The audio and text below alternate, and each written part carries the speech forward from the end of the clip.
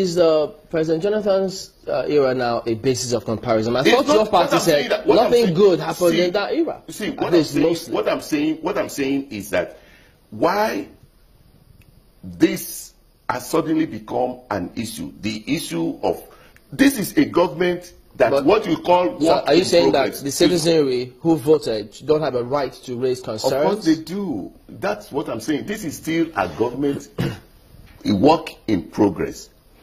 See, when Dr. Jonathan lost the election last year, he didn't lose the election on the basis of which appointments he made, which, on which that was not on the basis of that he lost the election. It was on the basis of those two cardinal parameters of the Constitution: security and the welfare of the citizens. Now let us talk about the welfare of the citizens. Okay, fine. Let's talk about which borders very strongly on the economy, which is one area, you've been trying to say we didn't quite understand, we didn't see very clearly, it was a little opaque, we took time to look at it, and what people have said, it's a year on. I mean, he first of all took the president time to appoint his ministers, eventually ministers came in, and now your administration, the APC administration, has celebrated a year plus now, and citizens are saying, things have never been this bad. They have not felt it this bad in a while. What is going on? Thank you, Malpe. First of all, 1 year in the life of a nation is short, and at the same time, it's long. Okay? But primarily in the life of an administration. Well, in the life of, that has a government is a continuum. You see, steadily, Nigeria had been battered continuously in the last 30 years. Let me finish. You are making me to break my train of thought. Don't break it. Okay, but just to add that, is there anything wrong with politicians if they say, look, we underestimated or overestimated or overpromised, but we made a mistake in some way, but we'll correct this in so and so time? What's wrong with that? See, there's nothing wrong with that. But what is important is that this government has just spent about 25%, barely 25% of its lifespan. But that's not just. That is still, look, I come from a background of project management. I just told you that project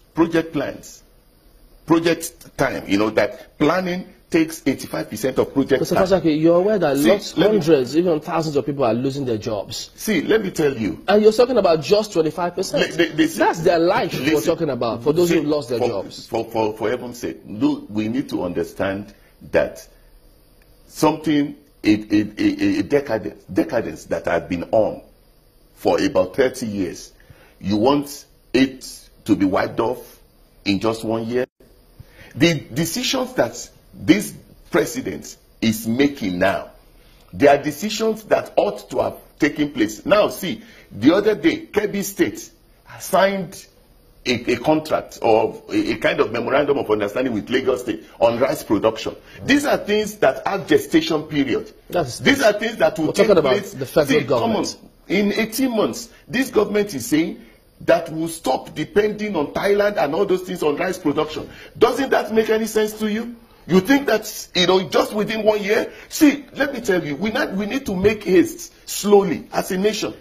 There is time for everything, and I think for you as journalists, it's also important for you to be able to help to educate our people properly. Okay. You don't think this is a helpless one for the party, for the APC? What best for it to do now is to apologize to the nation and see how they can remedy this. Apologize? Because if you look at what has been, as a scientist, what came on television is what you would want to call empirical evidence, and you have them there, and you can actually relate these faces and names to those positions and where they're from in the country.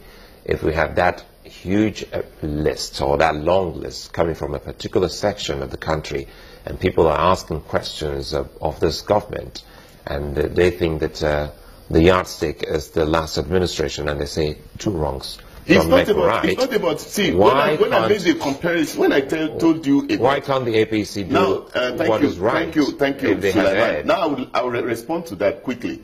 You see, when I made reference to the last administration, I am not trying to make a comparison with the last administration. What I've just tried to do for you is to ask you, how did it now become such an issue? Now, let me respond to your earlier question.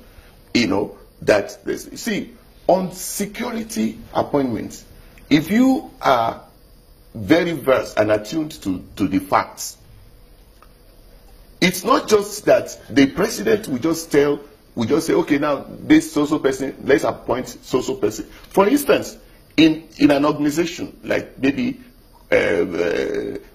prisons, customs, or the police and all those things, there are processes.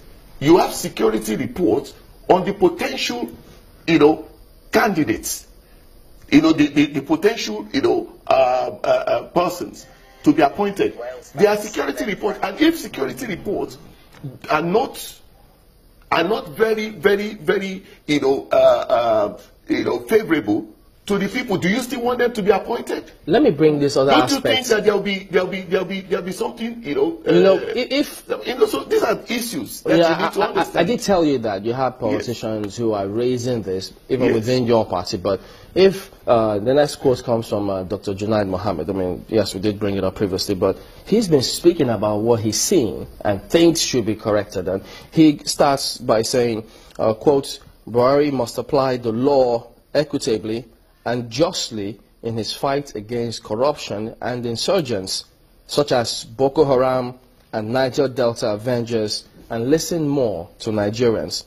But unfortunately for the country and Buhari's legacy himself, he has packed the government and especially the presidency, which is really the center of power, and made it top-heavy with his relations. In my own understanding of history and politics, this is what you call nepotism, and if you're against corruption, you cannot be nepotistic. Thank you. That's, the right to an opinion is a fundamental right. I mean, just like I have a right to an opinion. Do you see any truth? That is Mr. Do you see any Dr. Junaid Mohammed? Dr. Junaid. Do you see any truth in what he has said? See. Do you see any truth in what he has said? It's left to be seen whether he is privy to all the facts before coming to. But this is your party. Nobody can hold on to a position, above the level of information available to him. Now that's do you understand that? Just a minute. Do you understand this is your party now. So you tell us, is there any truth in what he has said? Yes or no? Truth in what? Based on the various facts, that only the president. I am not even privy to the facts that the president has, even though I'm in APC and I've been with him for a while. Well, you're not being, what does it say, carried along? Let me tell you. At the end of the day, there are a few names. That's why even in any appointment, they'll make at least 3 names that are sent to the president. It is his prerogative as the man at the apogee of political governance to make the final decision. He is privy to all the facts. I think let's look at it from this perspective. Yes. The APC, so many Nigerians were very happy when they saw the APC coming because of the change mantra. And if we haven't seen a change in that regard, now we're looking at appointments. Don't you think that they should go back and do what they should do? Don't forget that we're talking about a population of millions of Nigerians, over 100 million adults Nigerians. And you say security report may not have favored some people. So are these the only ones from a section of the country that the report favored? as against the other region. These are some of the things that the party must address. Thank you very much. I've only told you you have a long process, before the appointment. I mean, an appointment process for anybody is a long process. So, security report is part of that, And when, for instance, at the end of the day, the president is still going to be accountable, all right, so the Nigerian people at the end of the day. So it's important. Thank you. We'll have to anchor at that point. Mr. Rotimi Fasakin, a member of the APC, thank you for coming on this morning. Thank you. Well, we will be back in just a moment. Do join us again.